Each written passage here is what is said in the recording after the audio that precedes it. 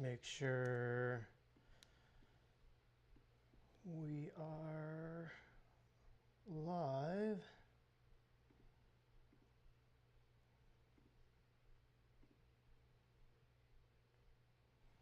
Oh yes. Can you guys hear me? Do I look fine? I'm gonna adjust these settings live here. I don't know if anybody's gonna tune in for this because we're getting a late start here. I was gonna go live earlier. What's up?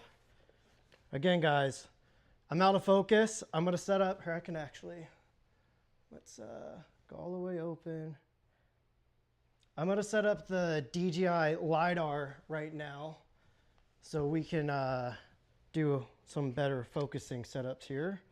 So bear with me. I do have, I got the Pixis top, all the stuff on the top there. So I'm gonna rig up this, the Pixis can power focus motors. So we're gonna rig this up live here. I wish I could show you guys this Pixis right now because it looks pretty sick how easy it is to rig. Bear with me, y'all. Probably should have just done this beforehand, but say that viewfinder, the viewfinder port, USB-C port on the Pixis, so you guys can see. There we go. I didn't even bother to, let's see. Always with the firmwares, always. Updating firmware, we're almost there. I should probably turn up. Do you guys think this is too, this exposure is too dark? I think it's too dark. Should we go to, I didn't know I was going to enjoy shooting live on the Pixis so much. There we go. That's better. Still updating. Always. Always. There we go. Should work now. No, it doesn't want to work.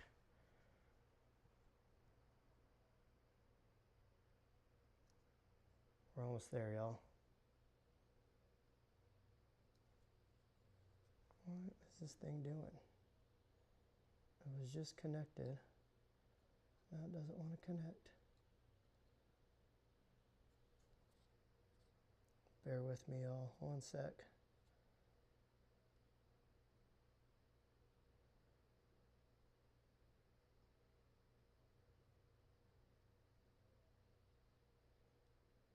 Okay. All right. Now I'm calibrating that focus motor. We're shooting Blackmagic Pixis with the Kato 40mm. And should be in focus right there. How's that look? I think that's in focus. I have no idea how this looks on a live. I should probably close down a little bit. You guys could see that's minimum. I'll focus there. I'm going to close down a little bit because the exposure is just a hair bit too bright. I finally put my own LUTs on here as well. So now we're at T4 and we're back to being too dark again. I'm figuring it out. We're figuring it out live. All right, there we go. You guys tell me, does this look too dark? Let me make sure. Let's rack that one more time. Okay. I think I'm in focus there. So yes, we are live streaming an anamorphic on the Blackmagic Pixis. I absolutely love this. Let me just scoot the slide over a little bit more. Let's see how this looks.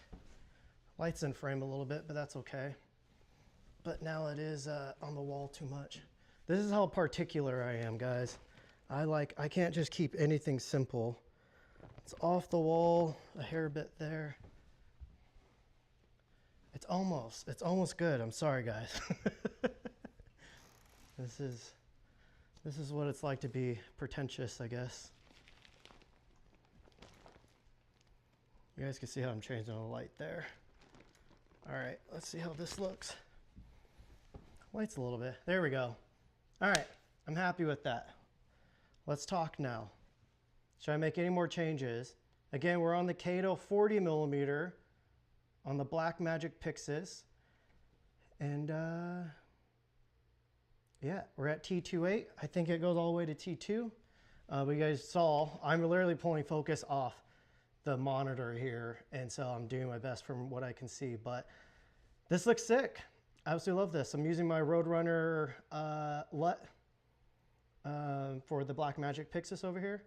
And yeah, let's go through these comments real quick. We're already 6 minutes in. All right. What's up, Jason Morris? Bro, I hope we can link up in the new year at some point. You just have to be on the other side of the world or the other end of the world. I don't know. Omar, what's up, bud? Ooh, Emerson's in the building. Bro, I'm coming to Arizona here. I don't want to say when, but shortly. I'll text you. ShillTube, Happy New Year, drink in hand. I don't think I'll be drinking tonight. I don't drink too much. I went through my days of drinking.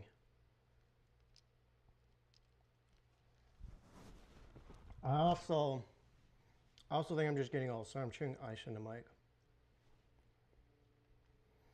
Photo Mike. What's up, bud? Yeah, that cinematic witness protection lighting. Guys, I want to do a, in 2025, we'll get into this a little bit, but in 2025, I really want to start giving more valuable content for even smaller creators, not just like, you know, filmmakers, photographers, but like people, you know, trying to utilize social media to build their own network and stuff. So a lot of iPhone videos coming, a lot of lighting technique type stuff, not just for our community here. Duke Chaw said, at this point, being a shill tuber is an accomplishment. I agree, bro. Aaron, what's up, bud? Here for the shilling. Volume is low. Is my volume low, guys? Do I need to turn it up? I can turn it up. I'm also using, okay, let me know how that is. I'm also using DJI's new mini mics. I've actually been using these a lot. I think the sound quality sounds a tiny bit better than the pros. And they're really easy to set up because the cable goes in the little case there. Half of live streaming is troubleshooting. It is. Coin. No Bitcoin for me. A lot of Australians in here. I got a lot of Australian buddies in LA, Ollie. I don't know how I keep befriending them so much. Looks like Pulp Fiction. That's sick. Yeah, again, guys, I'm on the Blackmagic Pixis and the Blaze Kato 40mm. Look at those. Oof. I just love anamorphic. The point's not to flare it out, but I mean, you guys got to admit, this is just absolutely beautiful.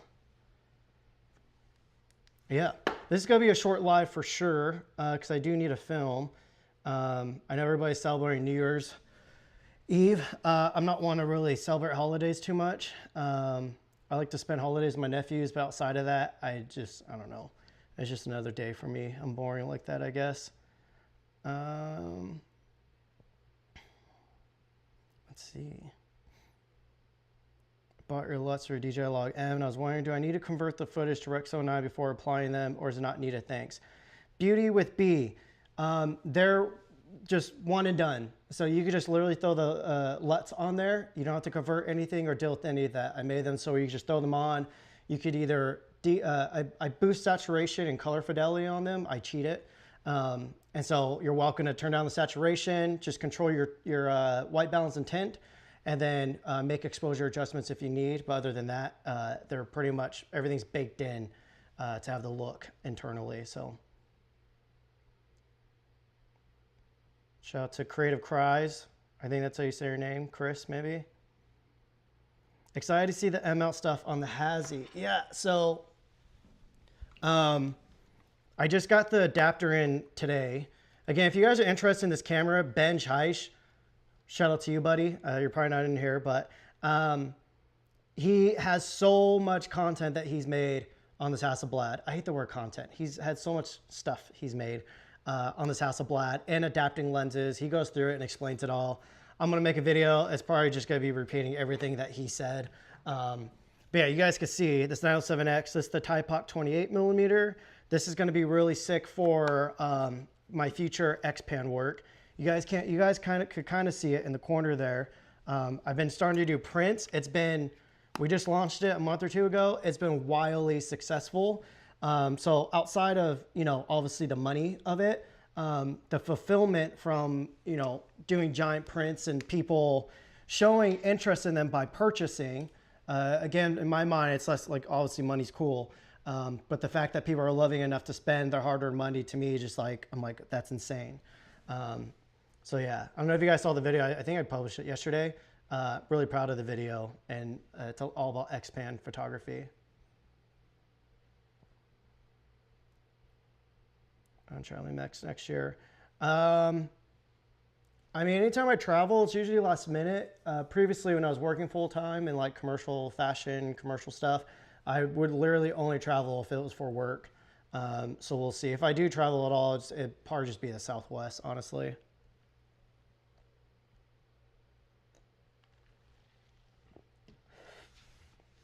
Will filming a bonfire with these lenses flare like crazy? It depends on the intensity of the light. Like let's just, like you can see me bouncing this flashlight. It's not the same intensity, but you can see it's not flaring it out. And if I start edging the flashlight, there you go. So it's literally when I can see light hitting the lens, that's when it flares out. But the light's just skirting it. Like this is feathering a lot of light onto the lens. And it's not flaring it that bad. Yeah.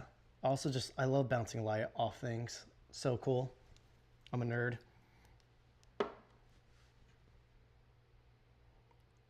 And Sacramento. I think you meant Sacramento. I live in SoCal, brother.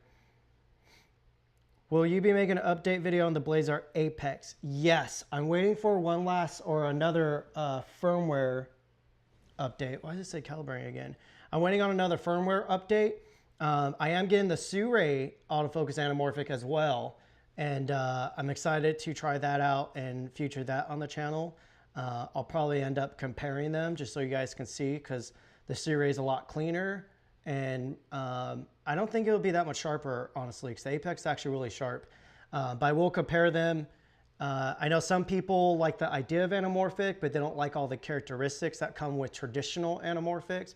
So I think the Suray would be more fitting for those people. But for everybody else, like, I think the Apex is the way to go personally. And no, I don't have any investments in Blazar. I heard there's rumors that people said I named Blazar. I was like, no. And then other people saying like I was invested and I was like an owner of it. No, I have no idea where these rumors are coming from. That's like wild. It's wild that there's even rumors about me. Excited to see Cam turn to Jeff Bridges. What does that mean? With the Hasselblad? I don't know what that means. Hey, are you still shooting Sony? Yes, I sold my A7R5 just because it was collecting dust. That was my workhorse camera for when I was doing more commercial work. So now I'm kind of planning on either using the Nikon Z8 or renting Sony systems because I turned down a lot of jobs now, actually. I feel lucky that I can do that, and I'm very grateful for it. Illuminati Blazar, yes sir. Oh, Joshua Tree. Yeah, I don't live too far from, I'm like 40 minutes from Joshua Tree, I think. Yeah, I'm always out there. I didn't grow up out there, going out there, but as a teenager and young adult, I'd ride motorcycles out there all the time. But yeah, guys, I don't know. I just want to go live and kind of share a little bit. I saw everybody's doing like, favorite gear 2024 and blah, blah, blah, blah. And yeah, I don't know. I just kind of want to say going into 2025, there's a lot of changes coming. This whole year was me kind of trying to figure out if YouTube was possible. It's possible. And I'm really excited, and I'm grateful for all the opportunities. And it's come to a point where I've had to learn to say no to videos just because it was getting too overwhelming. And you know, this whole time I've already been very particular and picky on who I work with. And going into 2025, I'm even going to be even more particular and picky on what brands I work with. Here's some tea. Insta360 actually got mad at me. You know, DJI sponsored me to do a video on their Action 5 compared to the GoPro. You know, I think they looked pretty similar. The Action 5 definitely has way better image quality, but I think the GoPro, if you ended up going with that way, you could get by with it. And then Insta360 sponsored me to compare their camera versus the GoPro. Again, when I do these type of sponsored videos, I'm learning to try and keep my opinions out of it because it's just too much. Just the negativity that comes with YouTubers now, it is just, I don't want to say overwhelming, but it's very annoying. And so while one side of it doesn't affect me, the other side obviously does affect me because I find it just incredibly annoying. And so instead of stating opinions, I'm starting to just showcase it, let the footage speak for itself, and let people decide. So in the Insta360 video, personally, I don't think that camera, personally, I think the GoPro looked better. The Ace Pro 2's dynamic range with like the HDR stuff, it does collect more information, but it's like, I don't know what it's doing, but half of the time the footage just looks garbage. I don't know what it is. The log performance is really bad since it's only 8 bits, very noisy. There's like haloing almost happening in the HDR. I don't know, it's all over the place. So personally, you know, I don't like the Ace Pro 2 or the GoPro. The Action 5 is the camera that ended up staying in my kit. But when I posted that Action 5 versus Insta360 actually, my main contact texted me basically saying I was biased and gave me all these pointers, and it was like salesman, like, you know, someone I used to work at Best Buy. That was like one of my first normal jobs. And we were always lectured about pitching the credit cards. And that's how some of these people are at these brands. And I don't fuck with that. I don't care for it. So I probably won't be working with Insta360 anymore. Yeah, I forgot where I was originally talking about, but there's some tea for you guys. Let's go back to the comments real quick. Now I'll get back into rambling on what 2025 will look like. Will said, Hasselblad's trying to reach out to the younger market, people who have 10K to drop. Yeah, probably. I don't know. I think Hasselblad is obviously super well known. Yeah, I don't see an issue with that. Yeah. Was the Lumix run more a paid type of thing for you? Do you like those cameras? I'm hoping I'm hopefully for S2H. I don't know what that last sentence about. No, yeah. So when I first tried a Lumix, it came suit for all of the anamorphic stuff. You know, when you get into anamorphics, working on 16:9 sensors is beyond annoying. And so then when I finally did give Lumix a try, I was like, holy crap, I can't believe I've been sleeping on this. So while, yes, they're using older sensors, you know, and their bodies are just as uninspiring as a Sony camera.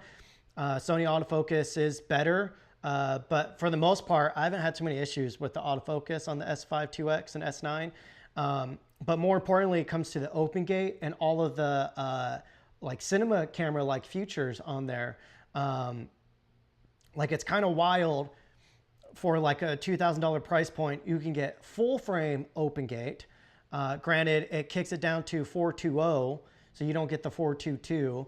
But you get waveforms, you get full anamorphic support, you get every D-stretch option, you get all of the frame guides, like everything that we always are bitching, crying about with like Sony, Nikon, and all the other brands. Like Lumix is doing it in their cameras, even though they're using older sensors. So for me, especially when it comes to anamorphic stuff, like for stuff like this, you know, I would easily use an S5 2X for this, but I have the Pixis, it's already set up. So, and And yeah, and there's a 6.5 mode on here. So when you're using 2x anamorphics, you guys will see it. I'll put it into the full 3x2 open gate mode.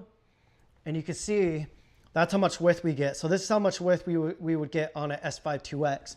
But again, the Pixis has a 6.5 mode. So this is like a traditional film, large film format crop here.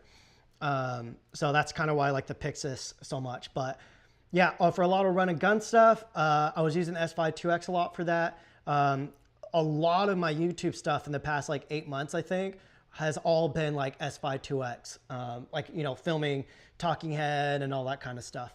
So yeah, no, I genuinely, that's what people don't get is like, even when I did the Nikon Z8 stuff, they paid me a pretty penny for that. And originally I was like, I don't care about Nikon. Like, I'm not doing it. Like, that was the truth. I was like, I'm not doing this. And then someone brought the Nikon ZF in a comment on YouTube. Someone brought up the ZF to me. Let me grab my ZF. Let me show you guys.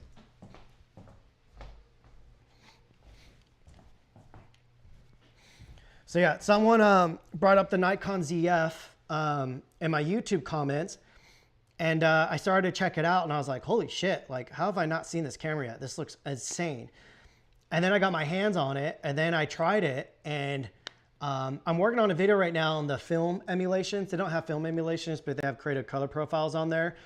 And once I tried that out, I was like, holy shit, like Nikon's, like, people aren't talking about Nikon like they should be. And then I tried the Z8, and once again, I was like, holy shit, like the Z8's the best mirrorless camera out there right now. It's even, I would say it's even better than the A1. I did do a video on the A1. I haven't edited it yet, but I did a shoot. Absolutely amazing camera, the Sony A1 II. But the Nikon Z8, I think, is a better buy. It's cheaper. The internal RAW on it is freaking insane. I'm pretty sure it's the same sensor that's in the DJI Ronin 4D 8K. Granted, when companies purchase sensors from Sony, they're able to put in their own request and make their own tweaks to it. And then, you know, the 4D8K has like an LLPF filter, which helps. And yeah, there's a bunch of different things that can like change the way a sensor looks. But yeah, even when I did that, like I ended up falling in love with that Z8. And then they sent me the Z6 III to try out. Once again, I think that's probably for this month the best affordable hybrid camera out right now. I think it's like Nikon's modern version of the Sony a7 IV, just but even better because the readout speed's faster, way faster. Internal RAW, again, just like so much. Nikon's not perfect though. Like, there's still a lot they need to work on and catch up on. But yeah, so that's the difference, I think, between, I think that's why I get so much hate here on YouTube is, you know, I've been shooting for over 10 years. I've been shooting since I was like 20 or 18 years old or something like that. I'm now 34. So when I got started, mirrorless cameras didn't exist. And so purely, you know, when you upgraded your camera, it was for like faster shots per second or purely for megapixels. Other than that, autofocus was shit on all the cameras. So for me, I grew up and I learned how to do all this knowing cameras are just tools. Like, I pick whatever camera is right for the job. I pick whatever tool is right for the job. And so that's how I treat these cameras. And so instead of me picking up a camera and looking for issues, I look for solutions when I pick up a camera.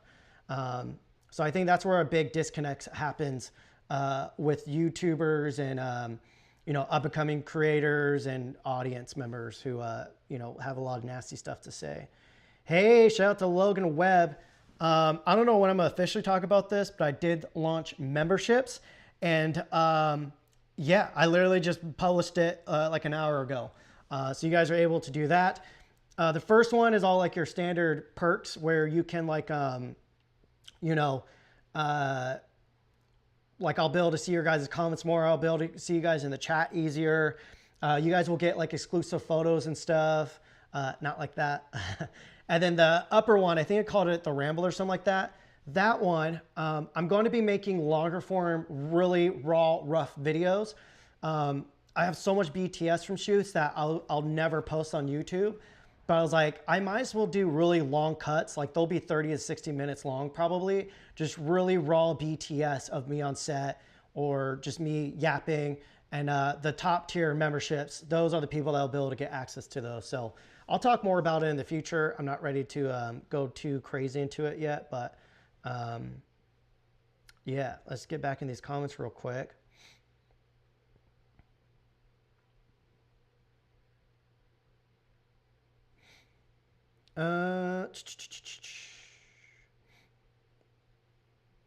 Andreas, where are you at, bro? You guys are already at midnight? Sedona's doing much better. I don't know where she's at right now. Sedona. She's finally, she still has a limp. Yeah, she still has a limp, but it's slowly getting better. But we still have to take it easy because they literally, it's like, here's her knee. And when you tore your ACL, your knee is able to do this, that joint. So basically what they do when they do TPLO surgeries on dogs is they cut that top part of the bottom bone. They literally chop it off. They cut it off.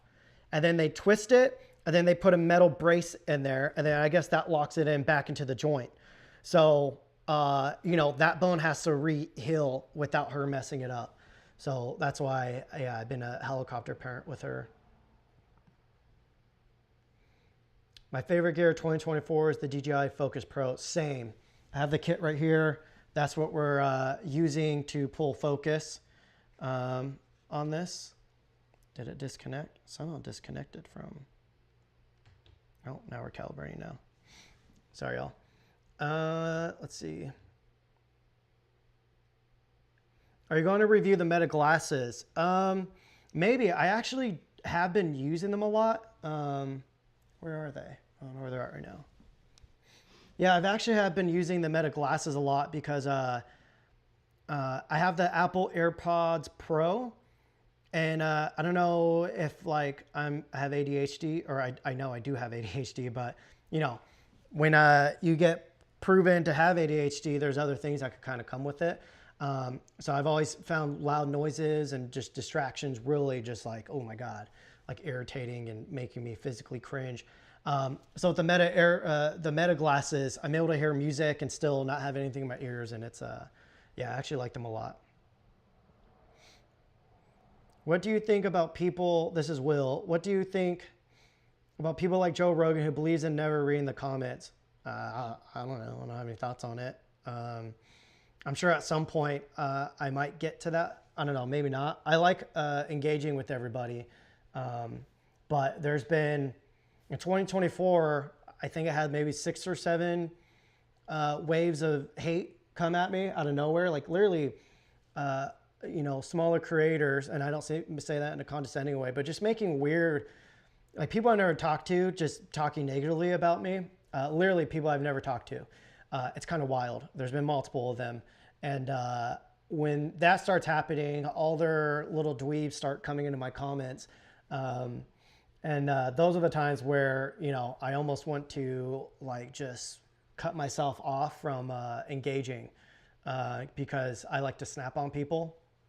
And honestly, that's not a good look, which part of me doesn't care. But as the channel grows, I got to just stop. I got to act like an adult.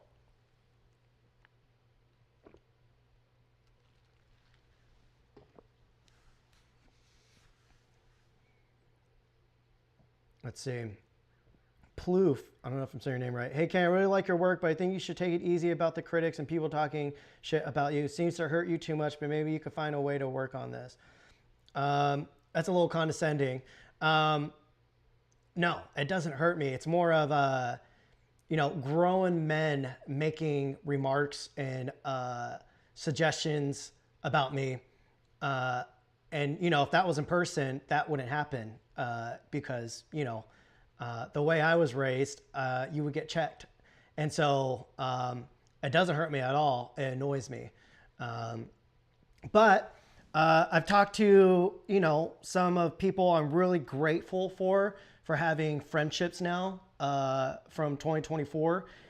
And yeah, I'm learning my lesson. Just you know, ignore it, which is hard because it's just, again, it's grown men acting out of sorts where I'm just like, who, like, were you raised to be this stupid? So yeah, and as you guys can see, I'm very crass. I'm very, very, very honest. I'm very, very, very, very transparent. So I don't give a fuck. Let's see. Can't wait to get my hands some anamorphic glass. Yeah, 2025 should be interesting. I can't say too much, but you know, I have connections within manufacturing now, lens designers, and this is outside of any company. They're not associated with any company. And yeah, I learned a lot about where glass comes from, how it's designed. And I think a lot of this stuff, if it ever got out, people would be kind of shocked, and people would ease up on opinions about glass and stuff.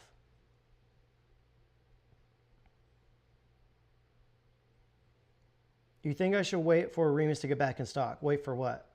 I mean, if you're going to buy them, I guess you have to wait if they're out of stock. I think there was a missing part of that question, brother. How bad is the color shift and blacks in RAW Z8? And is that why you're using the Z6 III more? I want to pick up the Z8, but so that black shift only happens when you're using the downsampled 4K RAW, which is supposedly supposed to downsample the 8K down to the 4K when you're 30 frames per second or slower. And that's where there's a weird shift in the blacks. I brought it up to Nikon multiple times, but it's probably been like 6 months. I haven't heard back yet. So I need to figure out like what's going on with that. If they did fix that, I would probably start using the Z8 as like one of my main cameras. Now, when it comes to anamorphics though, I need open gate, and that's where the S5 IIX comes into play, and the Pixis.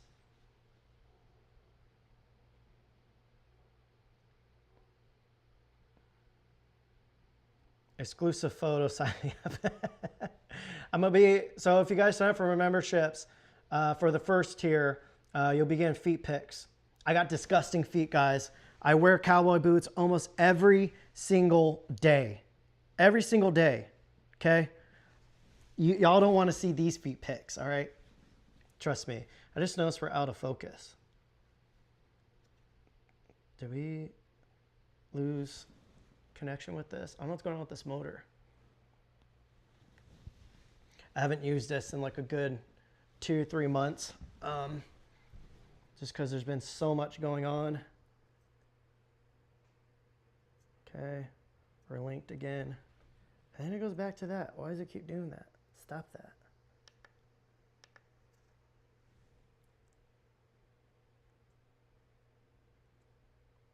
Bear with me, y'all. I think I messed something up. What did I mess up? I think some people would be shocked to find out that I absolutely, I hate gear. Like, I love it, but when it comes to actually filming, I don't want to touch the damn thing. Like, I just want to be able to, you know, get my ideas going and not mess with anything.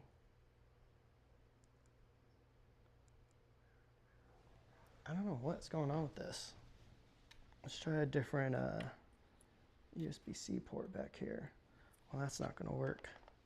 Bear with me, y'all. All right, we're just going to manually pull this. The DJI logger thing did some firmware thing, and I think the firmware is inconsistent on the motor and the grip. There we go. Am I in focus though? I want to get close to the screen to look, but then my point's off. Y'all let me know. Shout out to Kofi. My first super chat. I just literally just barely turned them on. Yeah. What's up, bro? Shill Team 6. You guys, in 2025, I'm going to shill so fucking hard. I'm going to shill. All the shill hate and all that. Ooh, it's giving me energy. And I am excited to just like double down on this shit. 2025 is going to be insanely epic. Just y'all wait. That's what's funny. Like, again, that going back to that comment that said, it seems like it upsets you or whatever. No, it annoys me, but it also gives me feel. Because I'm just like, I love a little chip on my shoulder. A lot of the moments of success in my life were because someone doubted me. I'm not perfect, y'all. Let's see. What else we got? Here's a good one. Samuel David Snaps. Any tips for beginner YouTubers? Thanks for subbing to me, my man. Yeah, bro. When it comes to YouTube, you have to love this shit. Don't do it for thinking you're going to get like YouTube famous. Don't do it for the money. Don't do it for any other motive outside of fucking loving this shit. That's the only way to make it. If you get into this thinking it's going to be easy money and it's going to come with a bunch of like raw me, no. This shit's hard. It takes a lot of persistence. It takes a lot of work. It takes obsession. So you got to really love this shit. Like there's a lot of people in here that, you know, the really negative people on YouTube in our space, you know, a lot of them I think are looking for some sort of validation on here. Don't come to YouTube look for validation because you're going to find the opposite. You're going to be humbled real quick because people are nasty. But on the other side of it, when you do start finding some traction on here and you truly love creating for YouTube, it's magical. So my tips outside of, you know, actually being obsessed with it and passionate, you need to, I think there's two ways of going about it. Obviously, I think the people who blew up the most in 2024 were people that were doing really high grade content. And our niche specifically, a lot of storytellers, a lot of people making very filmic looking vlogs and videos and storytelling. Like all those people really blew up. And then you have the other end of the spectrum where, you know, if you're posting once every 3 days, you're gonna, you know, your face and name's gonna get out there. It's inevitable. So quality and consistency. And then the last tip I'll give you is value. You need to create value on here. So, you know, part of this for me is a selfish thing. I do this because it is a resource for me to do all of the passion projects and for me to be creative daily. But with that, I understand in order to, you know, do that, I have to provide value to the audience, which I honestly love doing as well. You know, I wish when I got started, we had YouTube how it is now, because it would have helped me get through a lot of creative points where I couldn't figure things out or I felt like giving up. So there you go. Long spiel, but any interest in a potential SL3S? I've been kind of looking into it. I'm still confused on what exactly it's for, but it seems like from the rumors, we're going to hear about it in a couple of weeks. I am interested in the SL3, but yeah, we'll see. I can't say too much, but yeah, anyways. What's your take on matte boxes, black mist 1/8, or other preferred?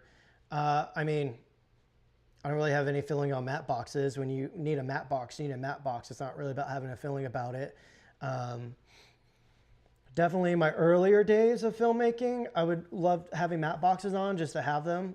But yeah, I know the Blazar Apex and some of the B set of the Blazars have an ugly flare from like the edges, like the top edges. And you guys know, obviously I'm shooting in the desert a lot and it is a little bit distracting and annoying sometimes. So I might get a mini matte box to rock on those lenses. But we're on the DJI 4D. I don't know what my option is going to be on that. I might see if Blazar can create lens hoods. Because I imagine people who, seems like a lot of people are getting into anamorphic photography, which I find kind of weird, but everyone seems really obsessed with that. You know, a lens hood would be kind of cool to rock on there. Shout out to Tony G from Greece. Any particular gear, oh, where'd it go? Any particular gear you're looking forward to seeing in 25? Hang on, I am in Streamlabs. I really need to figure out how to pin a comment. Anyways, any particular gear you're looking forward to in seeing 2025? Yeah, any camera with freaking OpenGate and anamorphic support. Personally, I love anamorphic, and I know I'm known for the anamorphic stuff, but even I'm getting a little bit tired about talking anamorphic. I'm still gonna do it because I can't help myself. But yeah, even as I just said that, OpenGate. If none of Sony's new cameras coming out, if they do come out, I don't know if they will, or I don't know. They have to come out with stuff next year. If none of them have OpenGate, I'm not buying any of them. I'm literally not buying any hybrid camera or cinema camera or mirrorless like video camera unless it has OpenGate. I think that just needs to be a standard. Outside just the anamorphic support, you know, for content creation, like we're having the last 3 or 4 commercial shoots I went on, the deliverables were all vertical, and that like killed me. I was like, why am I bringing all this fancy gear just to deliver vertical content? It drove me crazy. It was very depressing. But that's why we need OpenGate. So again, that's what I'm not looking forward to. Any camera with no OpenGate. Other than that, I don't know what's being rumored now.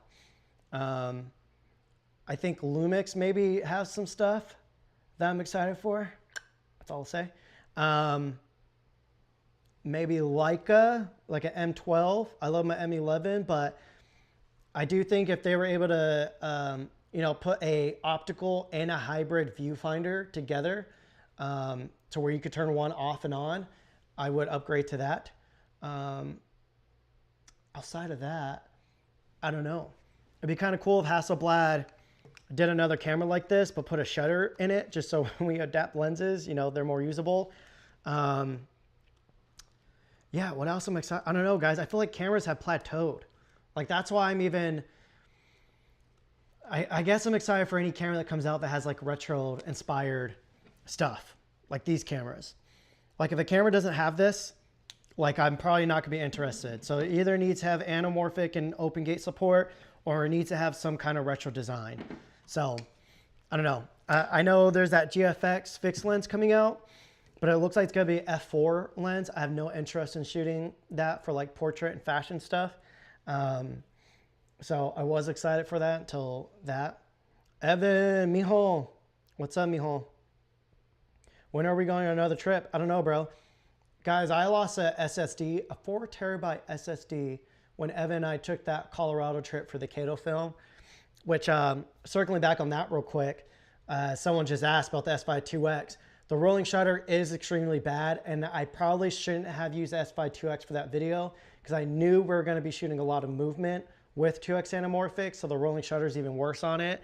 So, but that's what I had at the moment. The only other option would have been like a Red Raptor X, you know, or maybe the Sony A9. But again, that doesn't have OpenGate. That's the issue. That's the issue when you OpenGate.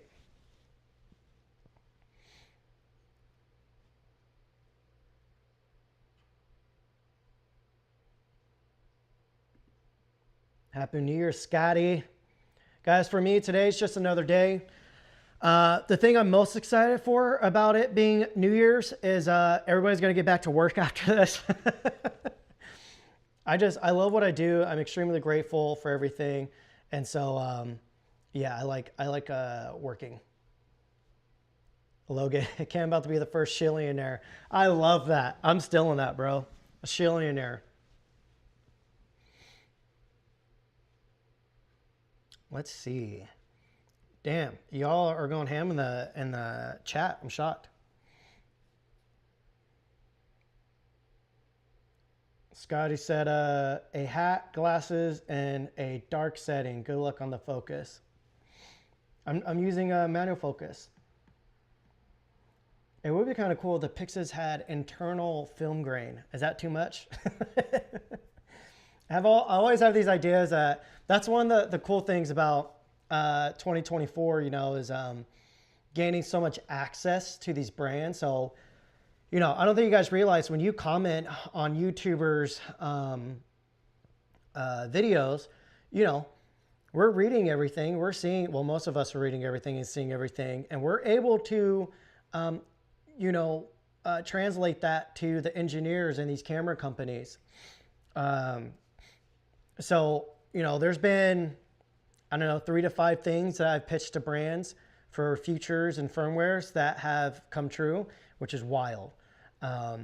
So yeah, again, I know there's a lot of negativity in this space, but there's also a lot of really good feedback and, you know, adult criticism. And those things, you know, these brands are reading the comments. They're seeing everything. So YouTubers are a bit of a bridge into access to these companies. There's also a bug in your drink. What? What are you talking about? Why are you going to say that? Why you got to make me paranoid? Can you yell at me and tell me just to do it? Marcelo, fucking do it. Just do it. I don't know what you're talking about, but I hope you have fun clipping that. Marcelo, I think, is it Marcello? Marcelo, I don't know. What else we got? Jared Hoyman said, good advice, Cam. I do YouTube because I love the content I talk about. It's a hobby. My career is photography, and YouTube gave me an outlet and nerd outside my career. Same, dude. I realized I was on, you know, I would be on commercial sets where, you know, for like advertisement stuff, not films. And, you know, I'll be transparent. I was making anywhere from like 15 grand to like 40 grand on some of these commercial shoots. Usually to do video. I used to make even more when I was just doing stills photography, which doesn't make any sense, but that's just the way it was. And then when I started to do video, and I was able to bring that, the stills directing into the video side of things and creating movement and bringing to life products and stuff for brands. Again, this is all outside of YouTube. I would be in amazing locations, amazing trips, shooting jobs like I dreamt of shooting for years. And, you know, when it came time to go to sleep in my hotel, wherever we were, I would still be thinking, like, I wish I was at home making YouTube videos, which is wild. So the moment I realized I was being ungrateful for work, that's when I realized I think I need to take a break. And yeah, so I don't think you guys understand how grateful I am for you guys and for this platform. Like, I don't take it for granted at all. And yeah, it's beautiful. I love it. Marcelo said, dedication, consistency, value through passion. Yes. Oh, maybe that's what he was talking about. Yeah, Marcelo, fucking do it. Another super chat. Y'all, I should have turned on super chats way longer. I just barely turned them on today. Samuel David Snap says, thanks for inspiring so many budding filmmakers, photographers. That's what I love hearing. You guys inspire me. Like, every time when you guys engage in the comments and we get to connect in there, and, you know, I see a video inspired you guys, it inspires me to keep going and to, you know, one up myself and come up with new ideas. And yeah, this is truly a community. Like, it's truly us, you know, it's not me, it's not you, it's us. Jesse Calder said, any thoughts on the DJI SLR rumors? They have cinema and active vlog covered, and they own Hasselblad. Yeah, I hope DJI comes out with a stills camera next year, tomorrow, and a DJI 4D. Let me get the 4D. It's still sitting out here. I don't know where Sedona's at. So if you guys caught yesterday's video, a good portion of it was shot on this camera. Looking back, I wish we shot the whole thing on this camera, but you can see this is kind of an intense camera just for a YouTube video. But yeah, moving forward, Jericho and I are probably going to use this more. I probably should have hit Jericho up to come hang out in this live. But you can see this is the 33 millimeter. Everybody's asking me if this bounces on here.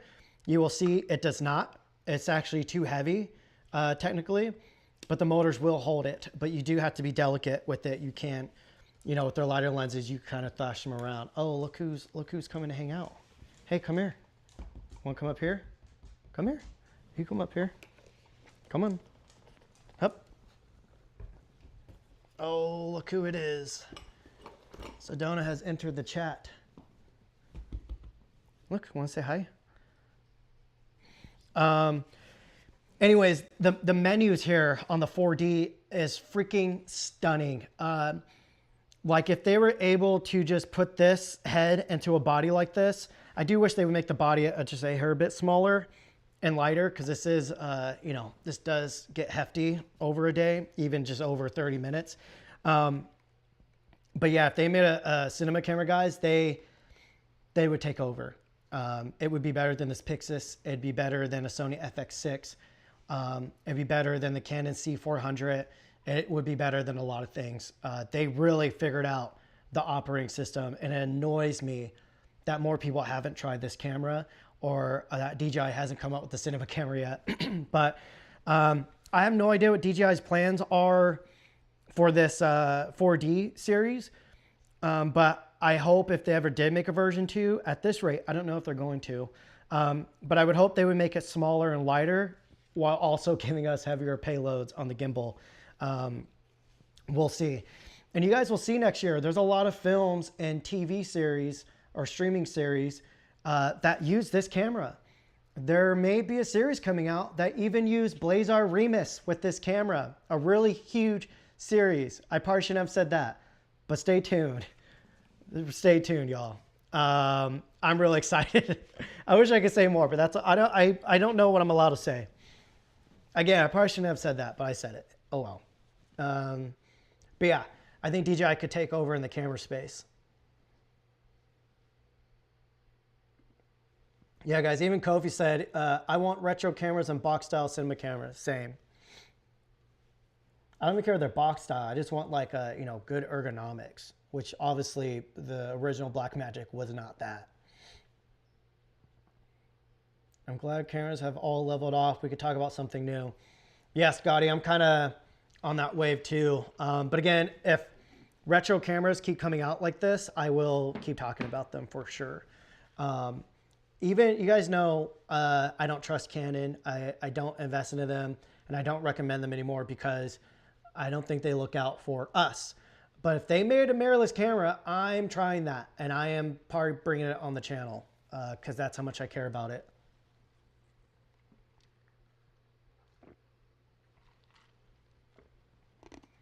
When you shot the Nikon Z6, did you have issues in low light? And did you overexpose the image? Yeah, that camera, the Z6 III in RAW, is definitely insanely noisy.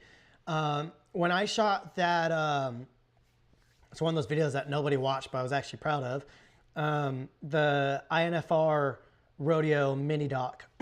We shot a combo of Z6 III and the Pixis, and my second shooter, he was using the Z6 III, and he said the autofocus with the Blazar Apex was doing amazing, and he was just making sure to keep clicking on the object he was tracking so it wouldn't lose it. But I wasn't aware. I thought the second base ISO was like 4,000. Come to find out, it's 6,400. So we're shooting in RAW, and we're also shooting in the highest noise or the highest ISO before the second base ISO. And my second shooter, he's used to shooting on a Red Komodo, and so he underexposed a lot of things. He exposed it at like 0. So it was extremely noisy. That camera has to be overexposed if you're going to shoot in like low light conditions. But once you do, you know, properly expose it the way you need to, that camera's stunning. The image quality. Yeah, I still like the Z8 more. But again, those 8K files are freaking ginormous and I don't need them. So the Z6 III is like the perfect middle ground.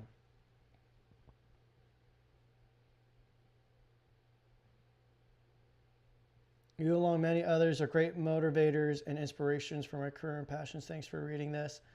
Shout out to El Rio. I'd probably butcher that. I'm sorry, bro. Thanks for tuning in, bro. And thanks for, you know, being part of the community here with all of us shill tubers. Will had a good question here.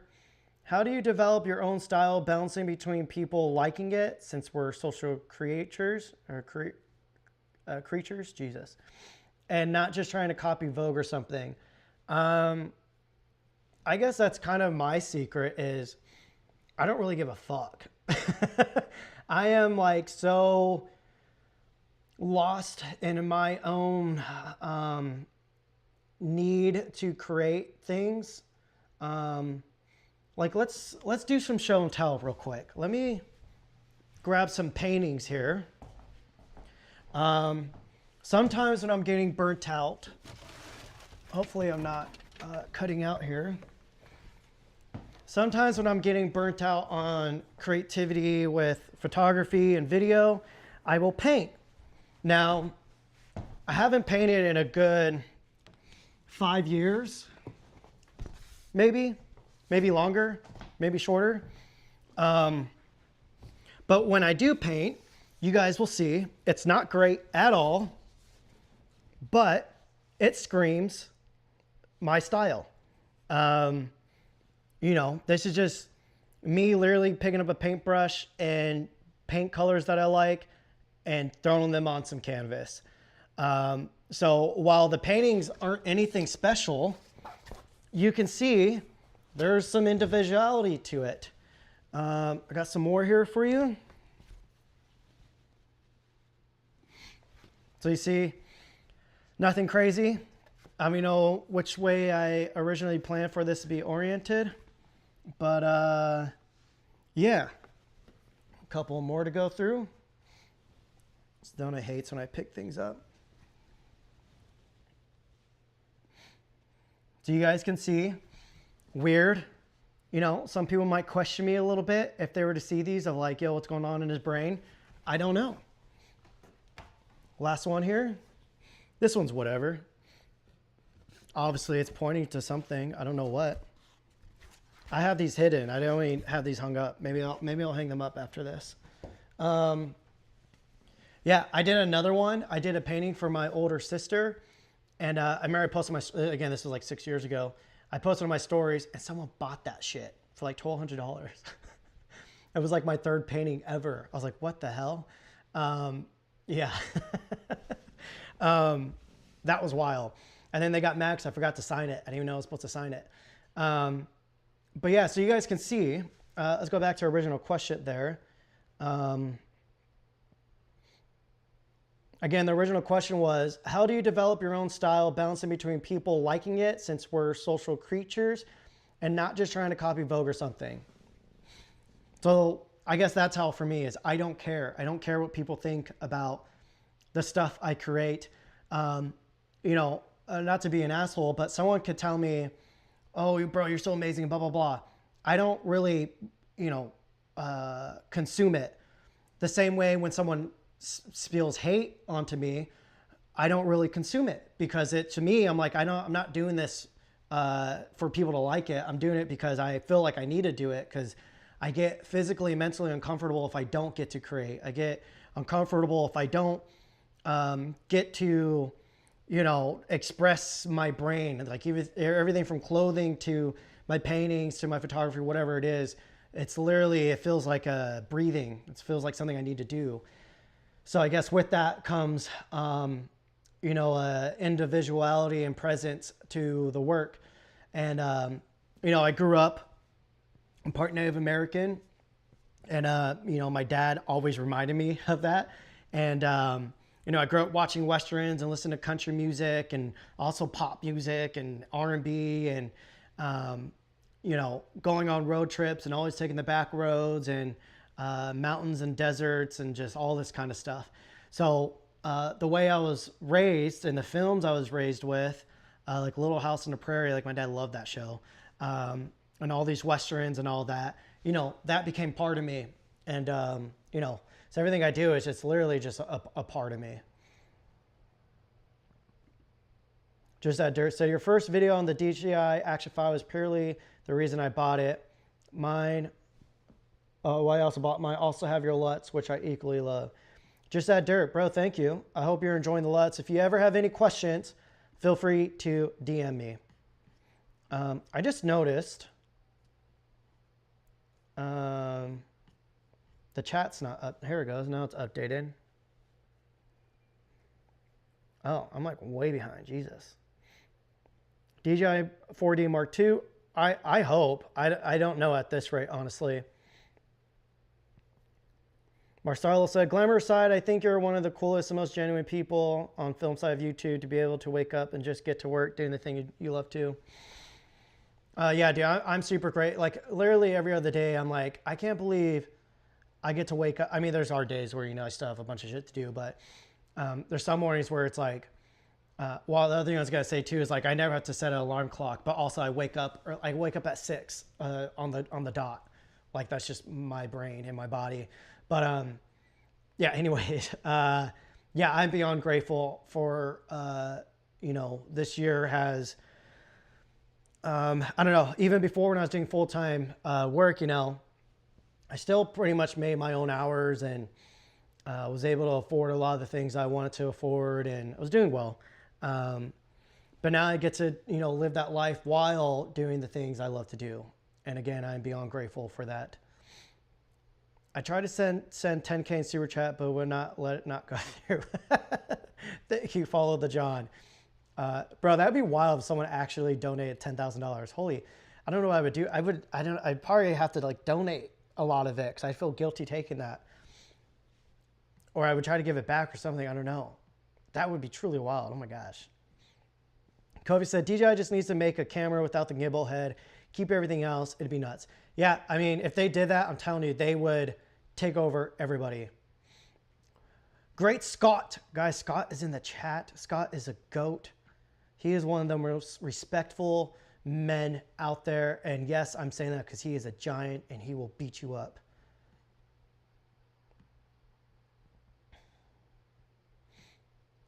Happy New Year, guys. Happy New Year, Scott, and Happy New Year's to everybody. Again, this is just another day for me, but I understand this is a big, pivotal night and day for a lot of people. And, you know, if that's what it takes for you to operate and get your brain, you know, repositioned and firing off in a different way, I fully support it. Visual MVMT. I heard you use AI in your B-roll footage. I'm assuming you're joking. I mean, no, what I would. What? I want a Venice 2 and an FX3 body.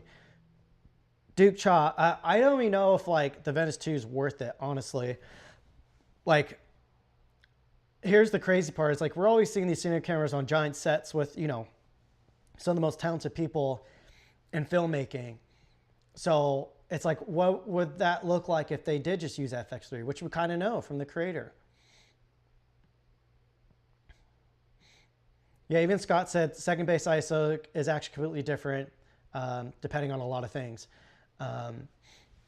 Yeah, we were shooting obviously in Z-Log or wherever they call it, and RAW. So yeah, we tried looking it up, but we were in an arena and our phones weren't working. So I was like, in my mind, I'm pretty sure it's like 32. So let's just do 4,000. And that was the wrong choice. I should have done my research. I didn't think it through.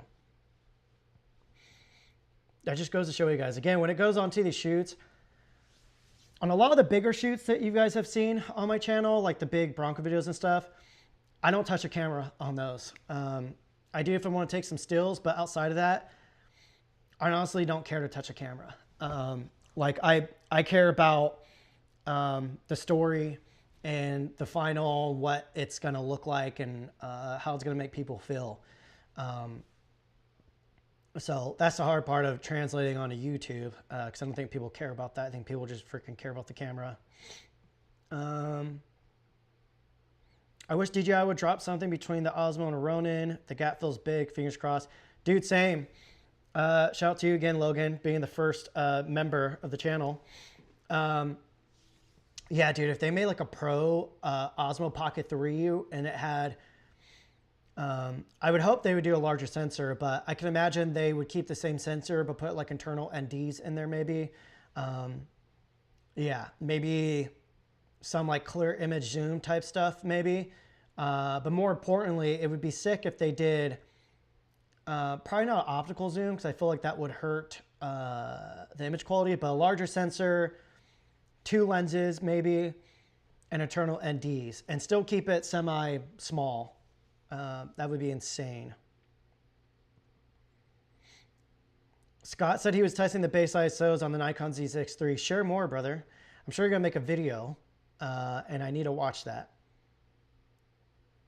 But yeah, I've been using the Nikon Z6 III like crazy as well. Again, when I don't need open gate. That's one of the reasons I've been loving the Blazer Apex so much, is because, you know, you can still get that wideness on a 16:9. IC said, maybe you already talked about this, but do you get time to be in a relationship? Not really. My love life has been a disaster in the past, and I'm in love with solitude, which is unhealthy as well, and I'm in love with creating and working, which also is not well. Yeah, I'm more not in a relationship because I don't have a life. And I don't think that's going to happen in California either. Just not a whole lot of type of my people out here.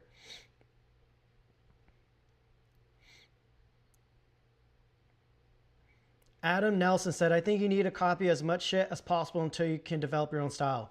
Yes. One of my favorite books. Let me grab that. Sorry, guys. I'm grabbing a lot of stuff in this. One of my favorite books is this. Still Like an Artist. This is good whether you're a musician, photographer, filmmaker, whatever you are. Basically, this book will kind of give you what's the word? Will kind of allow you to still. But there's some guidelines with that. Obviously, you don't want to still and just blatantly rip people's work off, which I've had that done a lot in the past 5 years with my own work. And where those people kind of messed up is, instead of making it unique and different, they literally would just copy it, from locations to models to the same lighting and outfit, like straight up copying my shit and not thinking it was bad. And I'm like, what's wrong with you guys? And then from there, they would also contact my same clients and shit like that. Like, that's wild. That's absurd. So yes, I highly recommend Stilling Like an Artist, the book, and actually doing it. But you need to do it to learn how that artist is doing it. And you need to find out what about that work that is calling to you, and dissect that specific part when you're stilling from it. You need to, dissect that part, take that out, and apply it to your own use. Don't just just blatantly rip them off. Don't do that. That's bad. Okay, where are we at? Dang, we're over an hour. We're going to go to an hour and a half, and then I got to dip out. I was supposed to film today. I don't know if I'm going to have the energy after this. Scott, I could put a hat on the paintings. Have you used flash and strobes with your 907X yet? How does it work? I have. In my initial 907X video, sounds like you may have not seen it, maybe. Most of the video was a road trip with it, but I did do a fashion shoot in there, and I do put a flash on there. Granted, I don't go in detail about it. But yeah, it works just like any other normal camera, but with leaf shutter lenses, which is the magical part to it. It makes it really fun to use for flash. And next year I will be doing way more photography again. I kind of left that aside for filmmaking this year, and I feel guilty about it to myself. Let's see. Andrew said, would you recommend the Kato 55 for photography? I don't do video, but love anamorphics. How do you translate to stills photography? Bro, I don't know. I haven't tested anamorphic for stills. Everybody and their mom's asking me to do that. I'm kind of married to X-Pan, and I love X-Pan. So it's been hard for me to utilize anamorphic for that, but I'll do that. Maybe I'll try to do that really soon.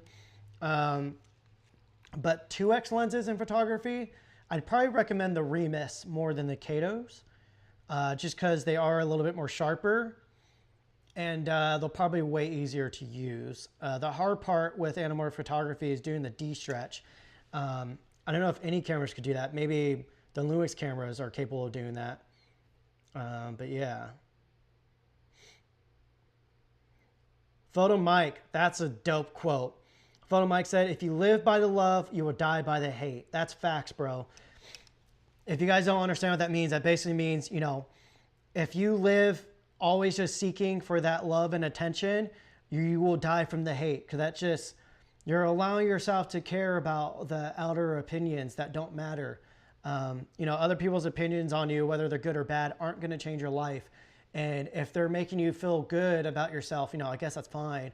But at the end of the day, you shouldn't be finding the value, your sense of self-value in that aspect, because you're becoming dependent on other people's perspective on you, which isn't healthy. You got to learn to love yourself. You got to learn not to hate yourself, but to be realistic and you know, confess to yourself what you might suck at and what you can get better at. And that's how you'll grow. Art and personal life and all of that. Scott said Little House on the Prairie was awesome. Guys, Scott's old. Love the anamorphic stream. Thank you, bro. Oh, yeah, Duke. Yeah. Duke says because he was the one that made the Venice 2 comment. Yeah, it does have open gate, and the FX3 doesn't. Yeah, I know a lot of people are saying that they think the next FX bodies, if they do come out next year, are going to have open gate. I don't believe it. The Brano doesn't have open gate, so I'm going to be shocked if they do open gate on those bodies. But, you know, it's becoming such a requested future. You know, YouTube could turn into the next Canon where people start leaving them because, you know, they're not giving the things we want. Same with Nikon, same with all the cameras. Lumix and Blackmagic are the only people really giving us open gate. iPhone movie and stills. Bro, why is your name showing up like that in the chat? I know that's not your name on other comments and stuff. But yeah, Dreaming Cinescope. Just for a correction, because I saw your comment, I forgot to reply. The aspect ratio I delivered yesterday's video in was in Ultra Panavision 70. Let's nerd out real quick about this. So there's a film called, so obviously there's Ben-Hur, there's The Hateful Eight now, and then there's a film called It's a Mad, Mad, Mad, Mad World. I think it was made in the 50s or 60s. That was also shot in Ultra Panavision. And basically what they did was they got, I think it was like 5x 65 millimeter film, which essentially is, how can I explain how wide that is? The width of that is, it's like 2.76:1 or something. No, it's shorter than that, like 2.65. I don't know. It's almost as wide as X-Pan. It's, I'm not explaining this well at all. But anyways, on top of shooting in that format, 65 millimeter film, again, it's already super long. They would then add 1.25x or I think it was 1.25x anamorphics. And it was Panavision anamorphics. I think when it first came out, it was technically MGM lenses. Maybe I don't know how that history is with that. But anyways, it was, you know, ultra wide. I think it's basically like a full frame vertical height, but then a extra wide width. And then again, 1.25x anamorphic, which stretched it out even more. And it gives you that ultra immersive feeling. So go watch It's a Mad, Mad, Mad, Mad World. Oh my gosh. Some of the scenes, you feel like you're there. You feel like you're on a roller coaster or something. And looking back then and knowing how large those cameras are, some of those shots, I don't know how they got some of those shots. Like that was, yeah, some of those shots are wild. I don't know how they did that. But it holds up till today. Like it's crazy. And it looks insanely fucking beautiful, guys. Like go watch that film. It is, and it's a comedy and it's so engaging and just, I might even watch it again today just because it's stuck in my head. But yeah, CinemaScope is actually smaller than that. So that was Ultra Panavision 70 and shooting X-Pan. X-Pan's almost basically the same crop. Again, it's those two 35 millimeter vertical height, but then it's like, what is it, 70 wide or something like that. So that's what inspired me to deliver in that format. Man, this chat keeps lagging. What's going on with it? Let me reopen it. Oh, live chat. Oh, damn, y'all. Okay, I missed out on a lot. Sorry, y'all. Oh, man, I missed out a lot. Well, let's not go back. Green's from Finland. What's up, Sammy? That's crazy. Okay. All around the world. Love a good X-Pan. Yeah, 65 by 24. That's what the X-Pan is. Oh, yeah, Kofi. Kofi gets it. All right. Everybody's saying anamorphic photography. All right. I'll do a video on anamorphic photography. I'll do it. You guys got it.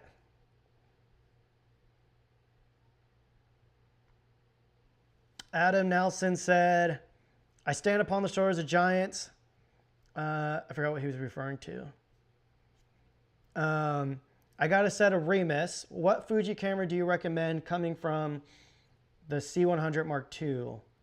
The Canon C100 Mark II? I mean, the XH2S is pretty amazing.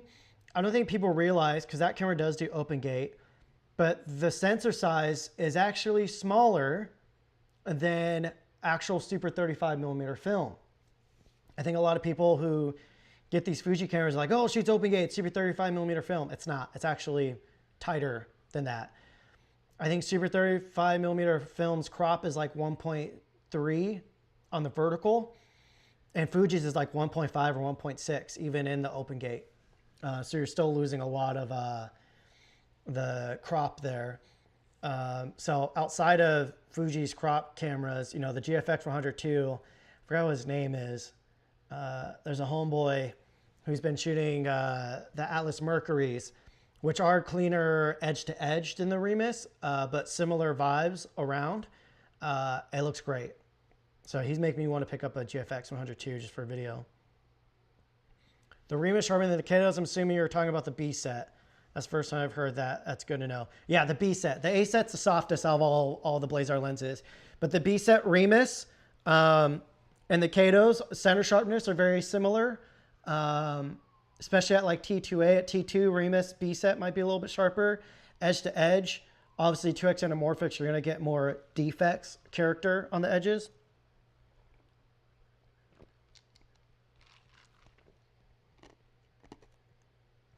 If you haven't seen the Brutus set, it was shot on VistaVision. That's one of the films I need to watch. I'm behind on my films. Yes, you guys, Scott said he loves It's a Mad World. There's not that many mads. There is like 4 or 5 mads in the title. Yeah, Scott, I think I'm going to watch that movie again tonight because it's so... my ADHD halfway through, I was kind of getting distracted. So maybe I'll challenge myself to just freaking sit down and watch the whole damn thing. While writing. I need to write. Heading out to be at the fam. Thanks for all the inspiration this year, Cam. Bro, happy New Year to you, Logan. Thank you for being the first member. Excited to see how our community goes into this new year here. To watch this on replay on the road this morning. Keep up the good work, Mr. Mackey. Yeah, there's people all around the world coming in. That's sick. All right, guys. Chat slowing down. We have 61 subs in the house. How many likes? Do I really got 0 likes on this? Yo. 0 likes? Oh, there's 33 likes. I'm an idiot. Before I get off, what else should I talk about? You guys want to know anything about Leica? Let's real quick go over my favorite gear from this year before I hang up the phone here. So let me grab some stuff here. So as you guys know, I kind of went on a splurge at Leica gear.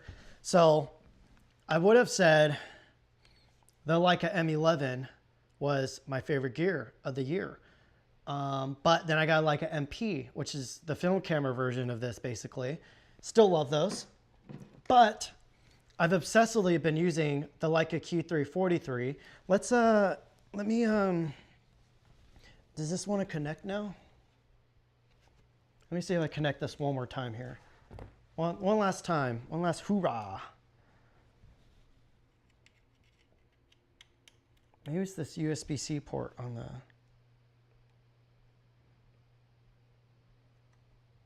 keeps going green.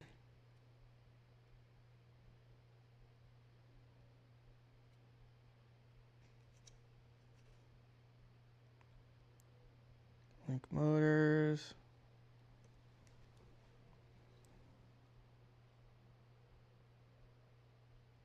Let's see, y'all. Why does it keep going green? Why is it doing that? Okay. We're calibrating now. Just losing all of my viewers. There we go. Jesus. Okay. So this Leica Q3 43 has won my heart over. Let's open this baby up here. We're gonna go wide open on this Blazer Kato. So you guys can see that's the Leica Q3 43. I have honestly been taking this everywhere with me. Even if I'm gonna go see my nephews, if I'm just gonna go to the cafe, whatever I'm doing, this is probably gonna be on me or somewhere near me. I have absolutely been loving this camera. I wasn't expecting to like fall for it so hard. You guys can see this is, I got the Polar Pro Mag Flip square lens hood. The reason being, I have the Short Stash Polar Pro polarizer diffuser. This thing, since this lens is like perfection and sharpness, I need it added to some diffusion, and then I didn't know I needed a polarizer so bad. Then I have, I think this is from IDS. I think that's the guy who makes it. A little flip out thing here. It's kind of just like some film vibes on here, but that just adds some grip onto here. Where's my focus point? There it is. And then I have the analogous brass base plate with the hand grip on there. So beautiful setup. This is a bit of a dense camera, but you know, we're getting that 43 millimeter, but it reminds me of my Canon QL17 rangefinder camera. Okay, so I will say this is my hybrid mirrorless camera of the year. Sorry, I just burped. The Nikon Z6 III. This thing is freaking, again, if you guys are trying, I think this camera's like $2,000, maybe 2,600, something like that. If you're someone where, you know, you're just looking for a hybrid camera that is under $3,000, we'll just say it's under $3,000. Full frame, internal raw, decent readout speeds, still really good for stills. That's another hot take. I actually really like how the stills look like coming out of the Nikons. I wasn't expecting that. There's some weird type of like earthy tonality to it. Even to the raw files, it's weird. I can't explain it. Nikon Z6 III gets hybrid camera of the year. The Leica Q3 gets the fixed lens of the year. What was the other thing I grabbed? I thought I grabbed something. Oh, favorite lens of the year. It's going to go to the Blazer. Let me see if I can hold this out. Again, this thing is a bit hefty. Oh, let's go to minimum focus.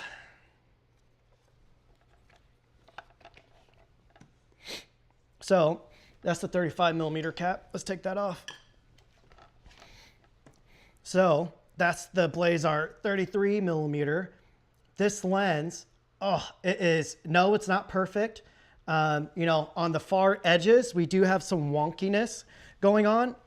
Usually I can correct it and, you know, remove it in post if I need to, but that's mainly when you're shooting a 3x2 full frame open gate. If you're shooting on 16:9 sensor, you're going to crop all that out, sadly. That and the 50 millimeter Blazer Remus, favorite cinema lenses of the year, anamorphics. Medium format, obviously, goes to the Hasselblad 907X and the 55V lens. This setup is amazing. I do want to start using this camera way more, but I need more lens options for it first. So Hasselblad, you know, let your boy chill out and send me some more lenses. I want the 25V. They call their lenses the Vs, or one of their lines. And then I think it's a 90 V f2.5. Those I'd be able to use in a lot of fashion shoots. I guess favorite retro camera, Nikon ZF, as most of you guys probably already guessed. This camera, even when it came to photo shoots and stuff, I was using this camera over the Sony a7R5, the Nikon Z8, the Nikon Z6 III. Even though this is rocking an older sensor, this camera is just stunning to use. Again, ISO up here, shutter speed right here. Depending on your lens, you know, you can change the aperture up here, or you can adapt. I have an M mount adapter where you could change your lens almost into, not into a macro technically, but basically lets you get close focus on M mount lenses. Yeah, this camera is just, even the viewfinder, I love the viewfinder on here, and the colors coming out of this, even on the raw files, insanely gorgeous. Outside of that, cinema camera of the year, the Blackmagic Pixis that we're filming on right now. Yeah, and then my favorite versatile hybrid camera, let me grab it. For some of you guys, this won't be a shocker. For other of you, you guys might be thinking I might just be doing this just to piss people off. I am not. I genuinely love this camera, the Lumix S9. I know we had a bunch of haters for this camera because some YouTubers made some negative biased videos about it. Negative bias meaning, you know, everybody thinks shill biased YouTubers are just talking positive about gear, but no one wants to acknowledge the negative biased YouTubers who just want to talk negative about people and gear. Behind closed doors, there's a lot of things that go down that nobody wants to talk about that may influence people's actions. Anyways, the Lumix S9, this thing gets used like crazy still. So especially with the Remus 33mm and 50mm with the Mofage Poco V&D that I'm using on the Pixis, like throwing a suction cup onto my Bronco and putting this camera with a tiny anamorphic, it shouldn't look that good. The image that you get out of this, it should not look that good. It's kind of wild. For BTS stuff, I have the 1.8 primes for Lumix. I actually really like the look of those primes because while they are clean, there is some juice and character behind them a little bit still. Yeah, I kind of wish, you know, Lumix made some fast f2 type zooms. Hopefully someone, maybe Tamron or somebody can do that for L mount. Yeah, for stills, I don't use this camera as much. Obviously, you know, I have the Nikon ZF. I have the Leica Q3 I have the Leica M11. So picking this thing up for stills, you know, I don't have any need to use this for stills. But for video, again, this has all of the muscle that the S5 IIX has, but just in this little tiny compact body. So, you know, vlogging, run and gun type, YouTube type stuff, you know, really solo filmmaking, rigging type stuff, this camera comes in handy way more than any of my other video cameras. So that's it. That's the Cam Mackey 2024 awards. Let's catch up on the comments and then we will jump off of this. Let's see. Maybe I'll watch How the West Was Won later tonight then. Obviously, I've seen that movie a million times, but yeah. If you ever need some motorcycle content or just people to be in any videos, hit up my brother-in-law, Scotty Stopnick up. On the beach might be far from yourself. Good to see you. Brother, just at Dirt, feel free to shoot me a DM on Instagram. Sounds sick. Did you hear Connor McCaskill was moving down to SoCal? Oh. Yeah, bro. Did you hear who he's moving in with? He's going to hate it.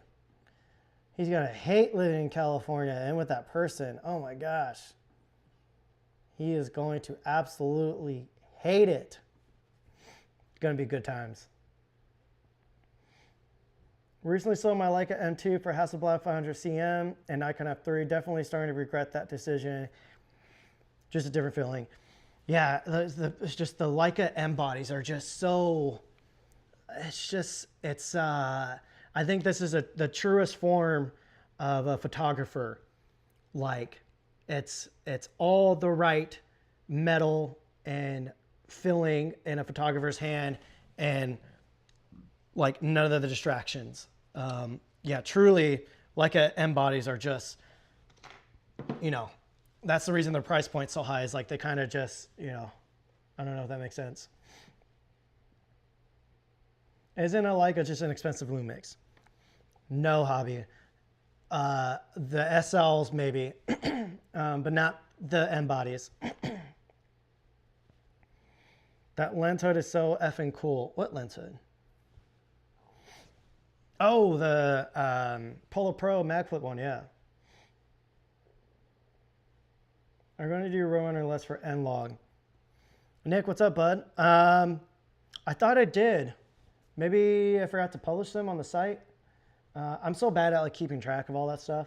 I 1000% have made them because I was using them, but maybe I never posted them. I'll have to check.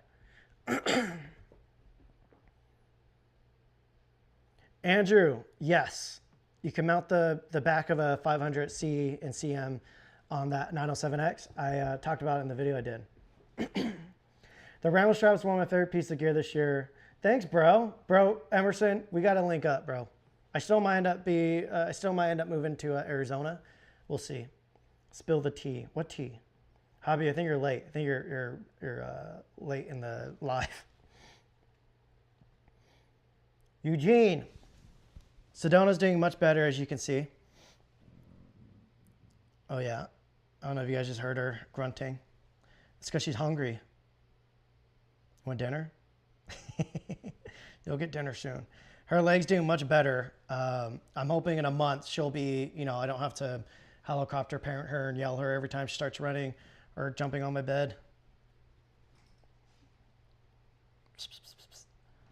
Watch how the East was lost instead. I'll have to check that one out too. Kofi, peace out. Happy New Year, brother.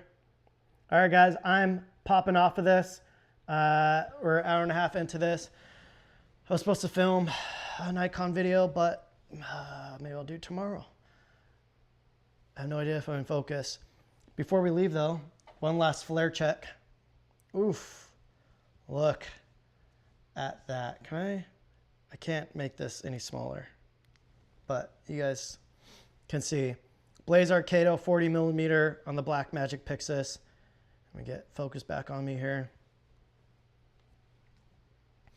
Pretty cool stuff. Let's edge it out on the sides there. That's one thing I do hope Blazar does something like the 33mm.